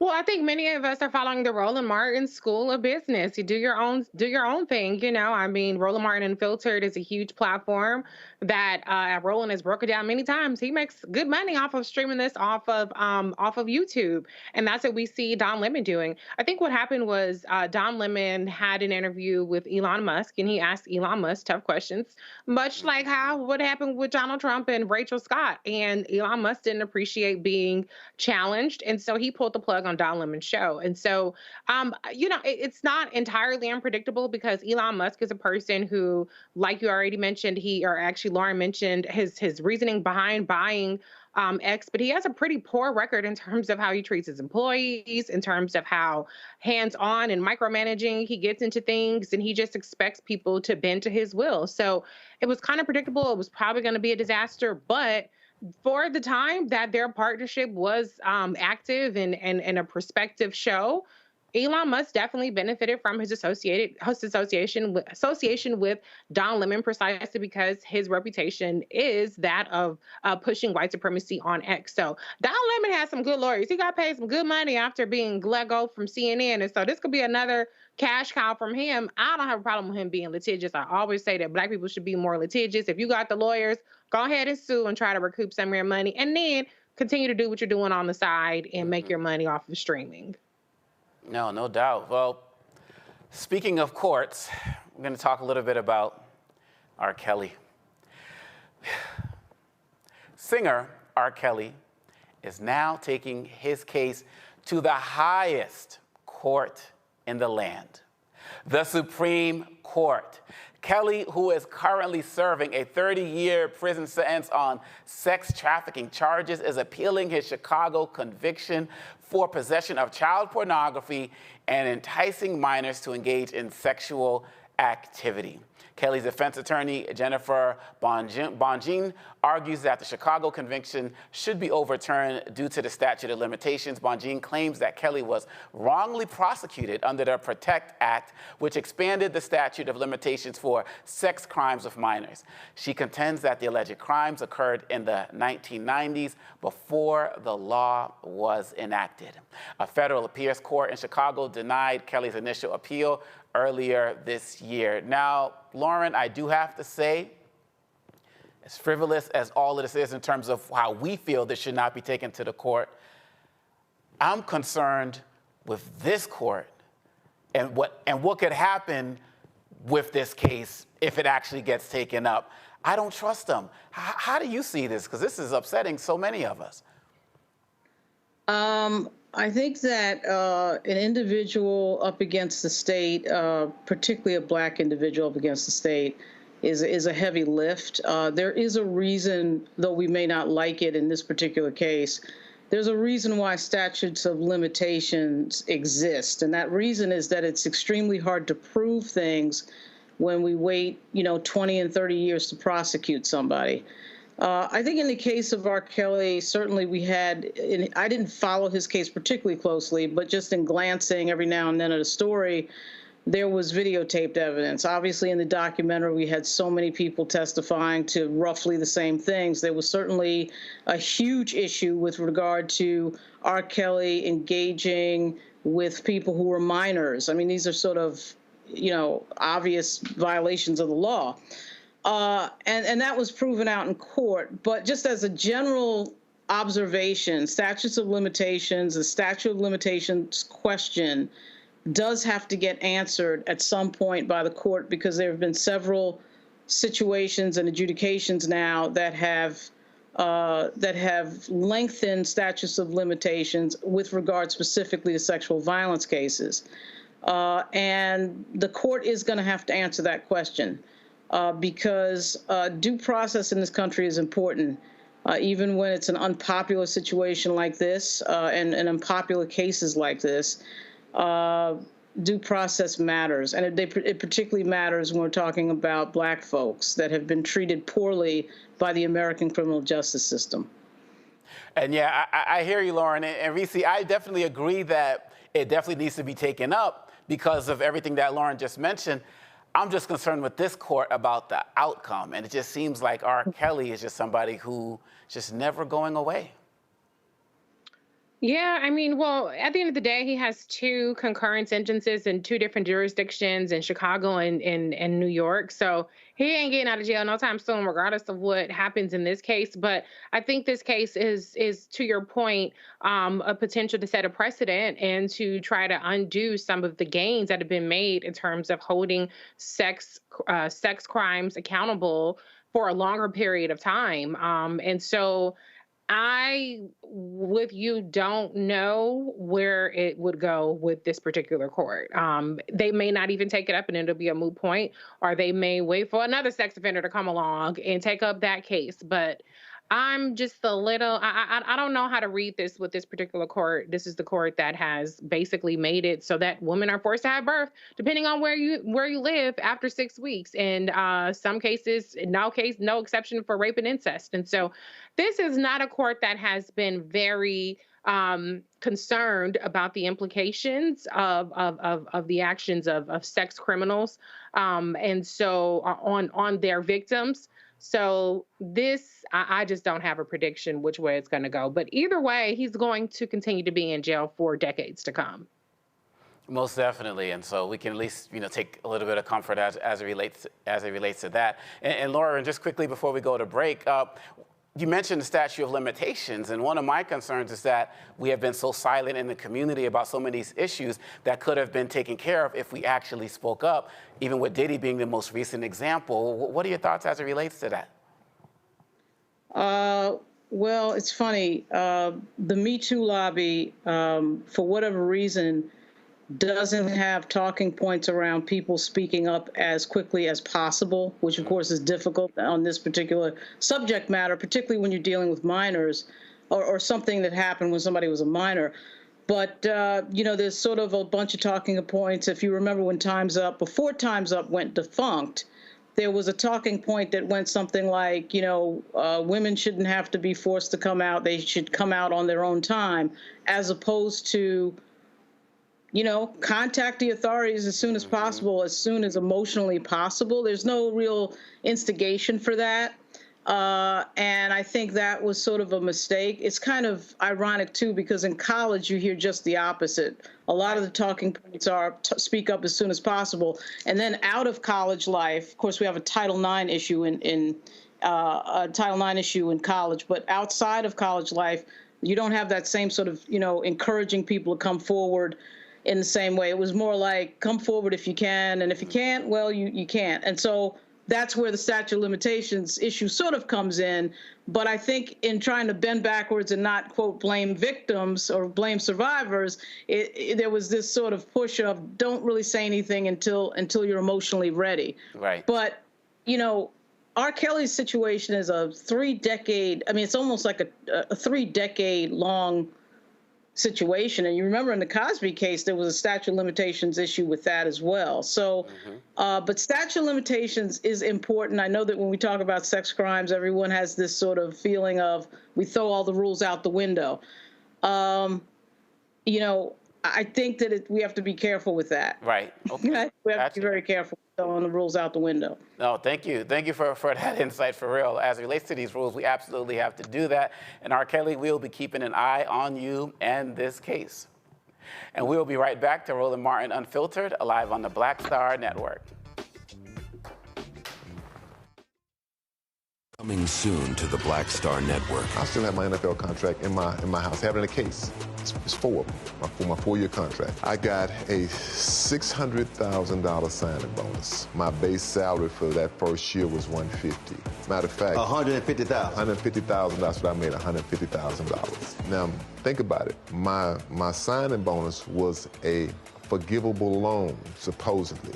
When I got traded to the Colts, they made me pay back my signing bonus to them. I had to give them their $600,000 back. Wow. Yeah, I was so pissed. Because, I try to be a man of my word. I'm like, you, I'll give you your money back.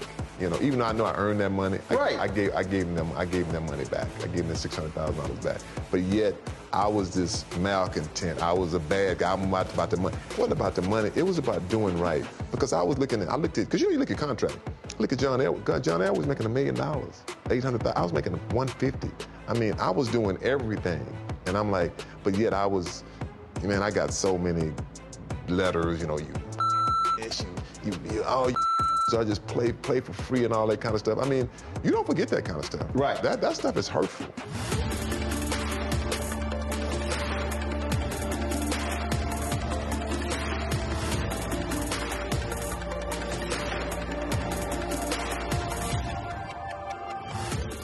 Hi, I'm Jo Marie Payton, voice of Sugar Mama on Disney's Louder and Prouder Disney Plus, and I'm with Roland Martin on Unfiltered.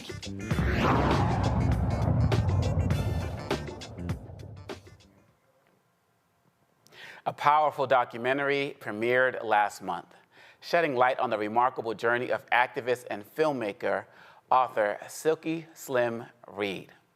Life or Death, the Silky Slim story chronicles Reed's transformation from a feared gang leader to an acclaimed film director. Reed premiered his documentary as a testament to personal transformation. He currently runs a nonprofit, Stop the Killing, Inc., to help end senseless gun violence. Author Silky Slim Reed joins us to discuss his film Life or Death, the Silky Slim story. Silky Slim, how are you doing?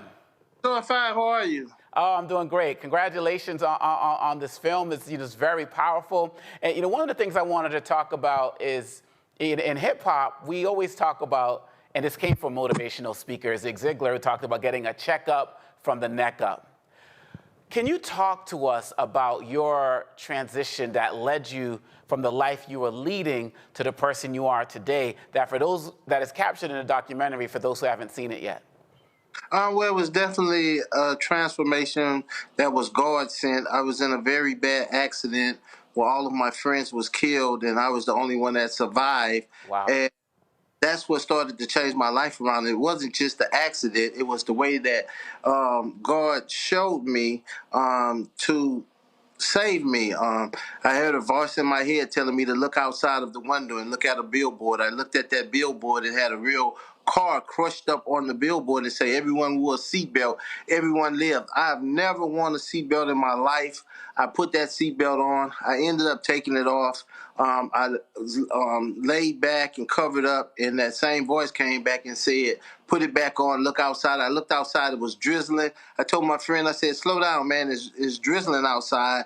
He said, man, I got to go pay my income tax. And he continued to drive at 77 miles an hour, 18-wheeler, cross lanes, and knocked us over the side of the mountain. Everyone lost their life except me. So it's a God story, most definitely.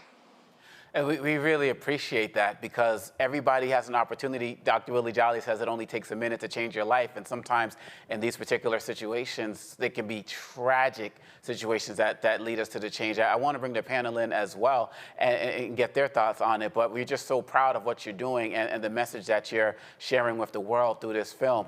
Reese, your question.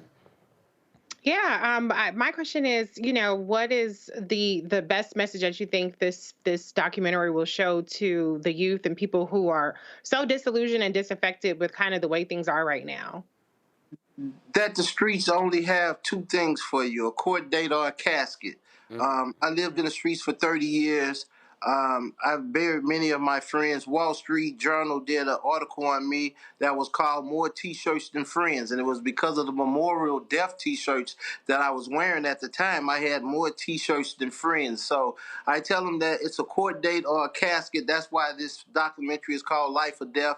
You have the choice. You have the decisions to make, and it's those decisions that you make that will ultimately lead to if you live or if you die or if you spend the rest of your life in penitentiary. I think that the industry right now has a way of promoting all of the negative things, but anything that's positive, they try to push it. We can't show these type of bodies. We can't show people that's been killed, but you show them these things and put seeds in their head to go out and kill individuals, as you see with these wars that's going on in the rap game. There's no way that you should have millionaires dying in the streets like animals and not try to address that. So we try to address all of those situations. And I come from the hip-hop era. I come out of the rap game. So I'm familiar with everything that's going on. However, I see it as self-destruction right now, and I'm trying to reach them to let them know that there is a better way.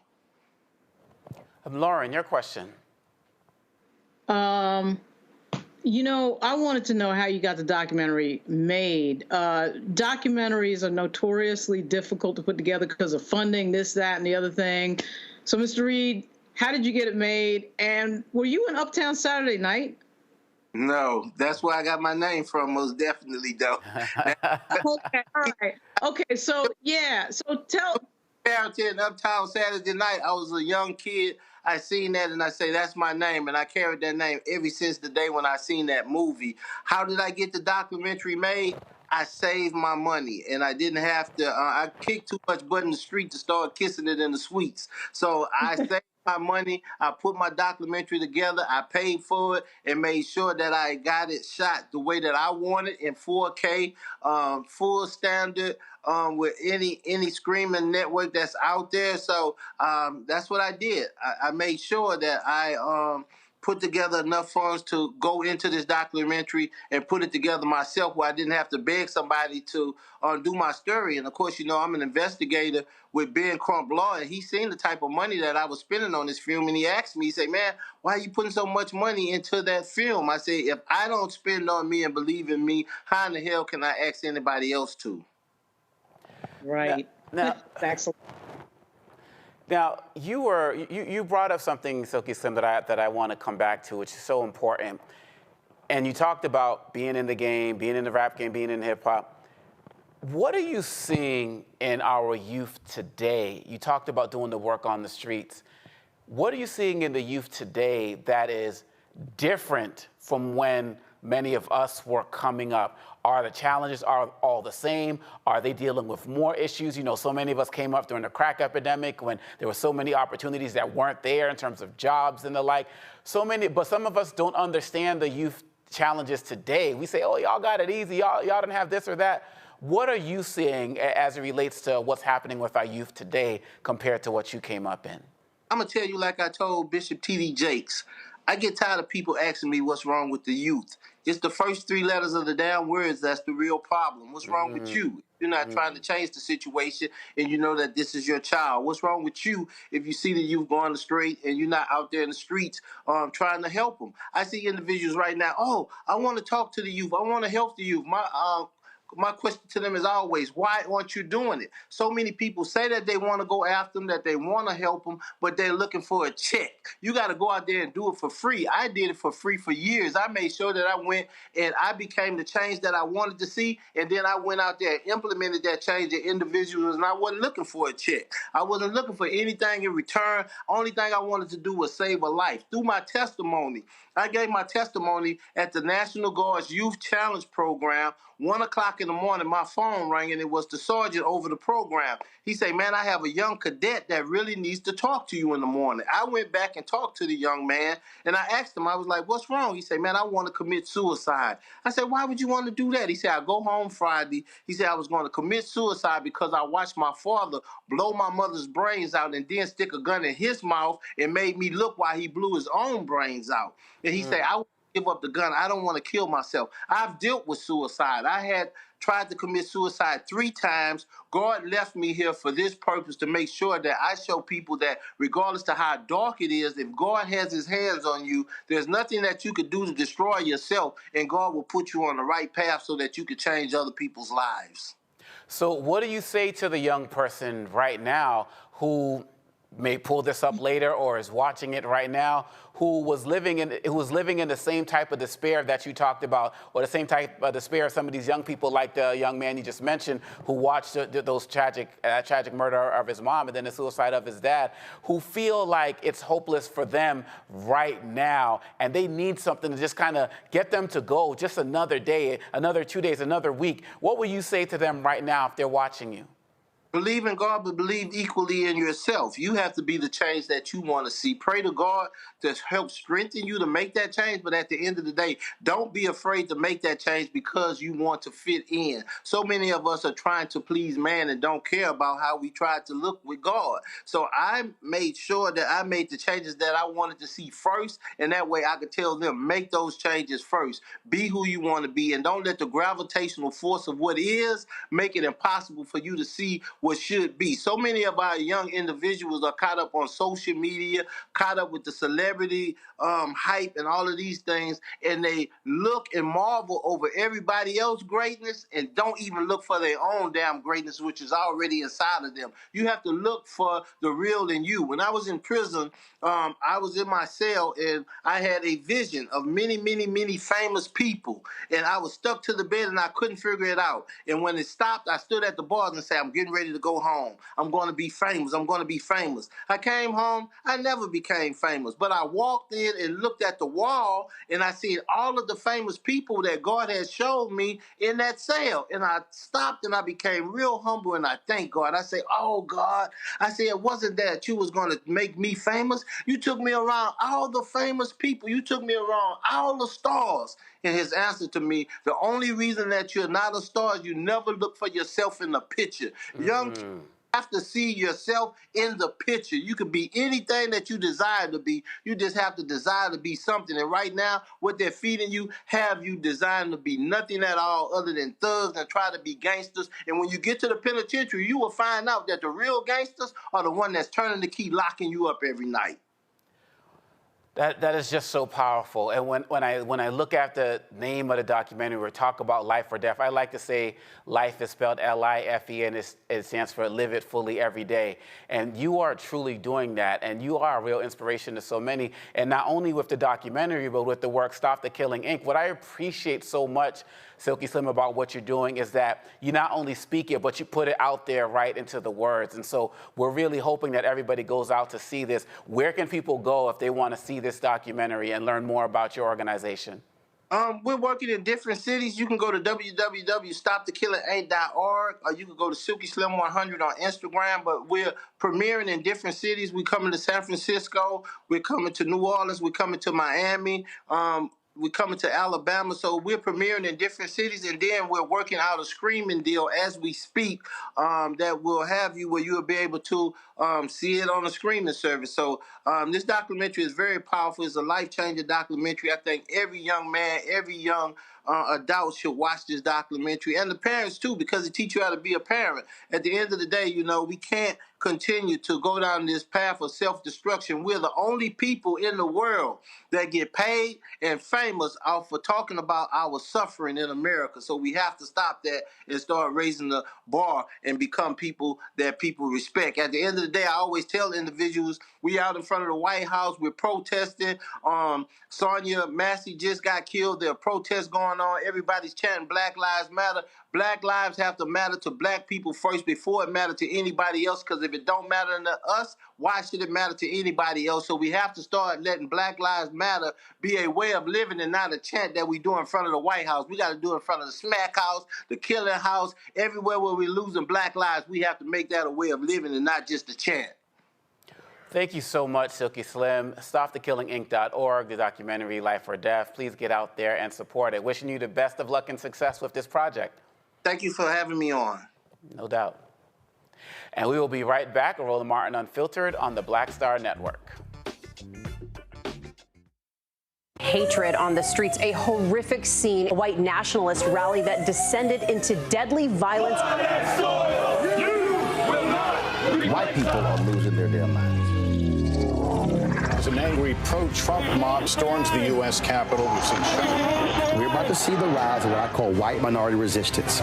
We have seen white folks in this country who simply cannot tolerate black folks voting. I think what we're seeing is the inevitable result of violent denial. This is part of American history. Every time that people of color have made progress, whether real or symbolic, there has been what Carol Anderson at Emory University calls white rage as a backlash. This is the rise of the Proud Boys and the Boogaloo Boys. America, there's going to be more of this. Here's all the Proud Boys, guys. This country is getting increasingly racist in its behaviors and its attitudes because of the fear of white people. The fear that they're taking our jobs, they're taking our resources, they're taking our women. This is white fear.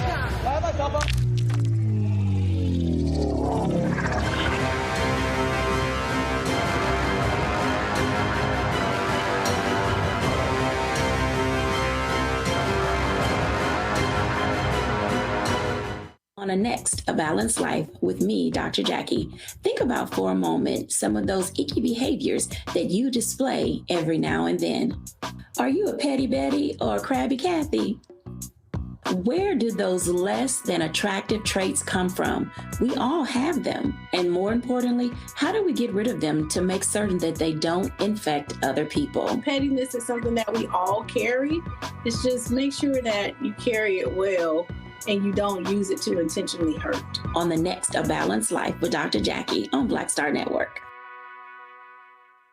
Fanbase is pioneering a new era of social media for the creator economy. This next generation social media app with over 600,000 users is raising $17 million, and now is your chance to invest. For details on how to invest, visit startengine.com/fanbase or scan the QR code. Another way we're giving you the freedom to be you without limits. Hi, my name is Freddie Ricks. I'm from Houston, Texas. My name is Sharon Williams. I'm from Dallas, Texas. Right now, I'm rolling with Roland Martin, unfiltered, uncut, unplugged, and undamn believable. You hear me?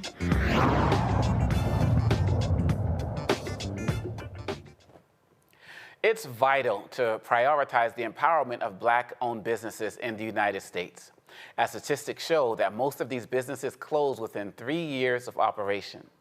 This significant gap in business success not only impacts the economic prosperity of Black entrepreneurs, but also contributes to the overall wealth disparity affecting Black individuals and families.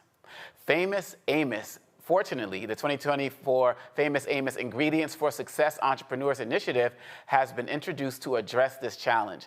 This initiative is designed to offer essential support to Black-owned early-stage businesses, providing a substantial $50,000 award, valuable resources, and mentorship opportunities.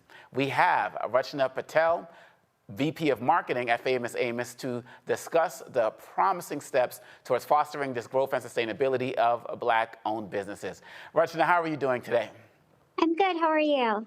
Awesome. So great to have you on to have this conversation.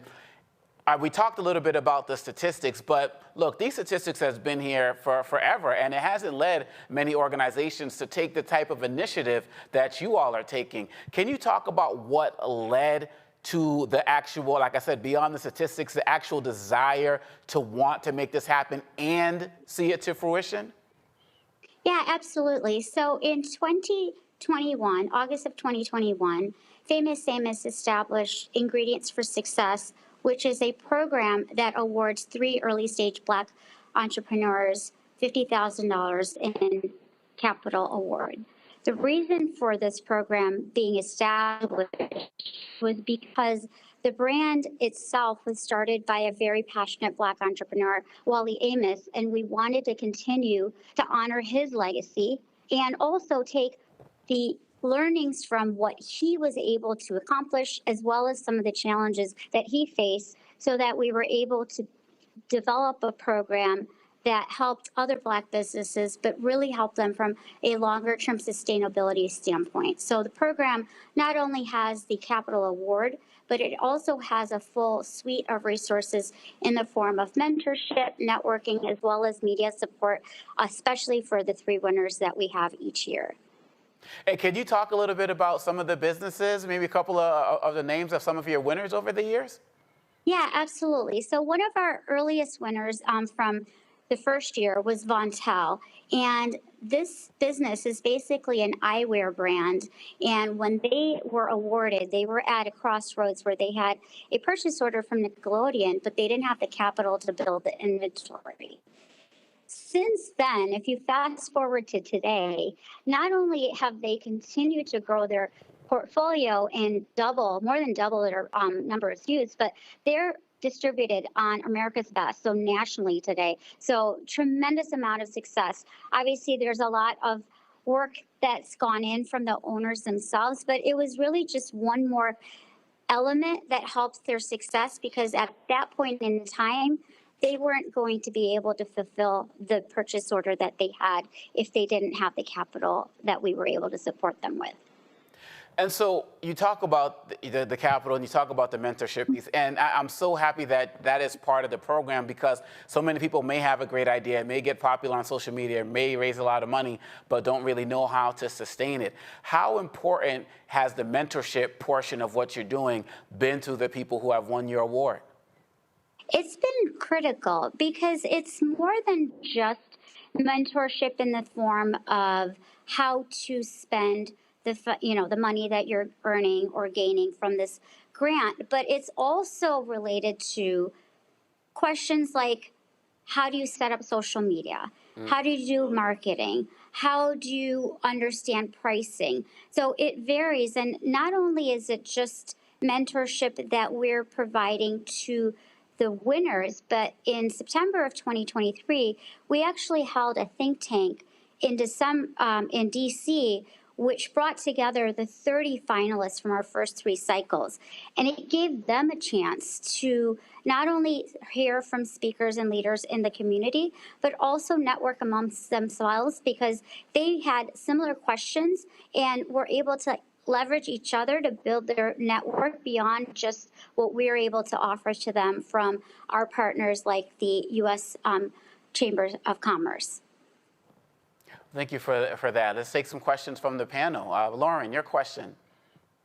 What is the average award? I see that I think that it said 150,000 in awards, but what is the average award that is given out, the average grant that's given out? So the award is $50,000 to 3 businesses every year. So we're currently in our 4th cycle this year, and applications close this Sunday on August 4th for anyone that's listening. But the program awards 3 $50,000 grants every single year. And that's how you get to the 150 that you're seeing. Thanks. Yeah, I'm curious. Is there like a minimum revenue, or is there any kind of criteria about the businesses that are in operation that you all are looking for in terms of who you select to receive these grants?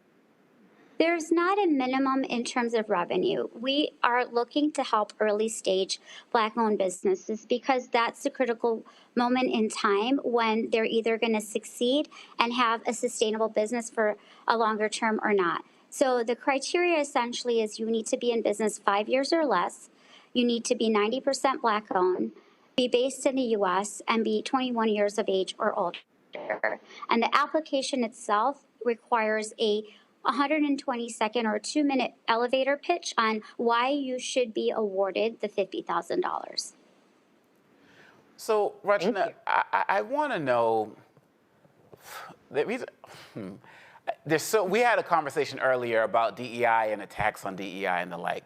And my question to you is that with all of these lawsuits, with all of the attacks to schools, to businesses, we saw what happened with organizations like the Fearless Fund. Like, why is it so important that Famous Amos continues to push on with this program and continue to help support this community? So, as I mentioned earlier, the main objective of the program is to honor the legacy of Wally Amos. He was a very passionate Black entrepreneur. While he started this business in the 1970s, he ultimately ended up selling his business. Our goal is to continue to follow in the work that he did to build this brand. At the end of the day, the name of the brand is Famous Amos. So, he's embedded in everything that we do. And having this grant as part of the brand is built into the ethos. So it's part of our brand positioning. This isn't accidental that we're doing it for the 4th year. This is something that we continue to have as part of our initiatives year after year for this brand because it's all about paying it forward and making sure that other Black-owned businesses that are in similar early stages as Wally Amos was in, that we're able to take the success that we've had with this brand and continue to pay it forward in the Black community, which is disadvantaged many times from a capital standpoint, but it's also more than capital, as I mentioned. There are a lot more resources that are necessary to succeed. It's not always about capital alone. I thank you so much for everything that you're doing to continue on in this legacy. And it's important that you talked about that thing we call legacy and that idea of paying it forward. And it's really important that people learn more about this. And so where can people go to learn more information? So they can go to Famous Amos Ingredients with the S for Success.com. And on that site, not only will they find all of the details on how to apply, they will find information and bios on our previous winners. And additionally, our goal is that everybody walks away with something, even if you don't end up applying. The reason that we partnered with the U.S. Black Chambers is they have a wealth of resources that are available, whether it be how to do a business pitch or how to do an elevator pitch for financing. And so all of those resources are available for free if you go to that site, which once again is Famous Amos Ingredients for Success.com. Rachna Patel, thank you so much, and we will definitely make sure that word gets out. Thank you. And ladies and gentlemen, as we get ready to wrap up Roland Martin, I definitely want to thank our panel tonight. Thank you, Lauren, and thank you, Reese, as well. And y'all, Simone, she got that gold. We got to give her the prop. She got that gold representing Black excellence in every way, shape, and form. She is just awesome, and she continues to do it. And every single day, she represents what it means to talk about that thing called Black excellence. Congratulations, Simone. That's going to do it for Roland Martin Unfiltered on the Black Star Network. Roland Martin will be back tomorrow. Once again, my name is Dr. Ome Congo Dibinga. It's been a pleasure being with you all. See you next time. Holla. Folks, Black Star Network is here. Oh, no punches! I'm real revolutionary right now. Support this man, Black Media. He makes sure that our stories are told. Thank you for being the voice of Black America, Roland. Stay Black. I love y'all. All momentum we have now, we have to keep this going The video looks phenomenal. See, there's a difference between Black Star Network and Black-owned media and something like CNN. You can't be Black-owned media and be scared. It's time to be smart. Bring your eyeballs home. You dig?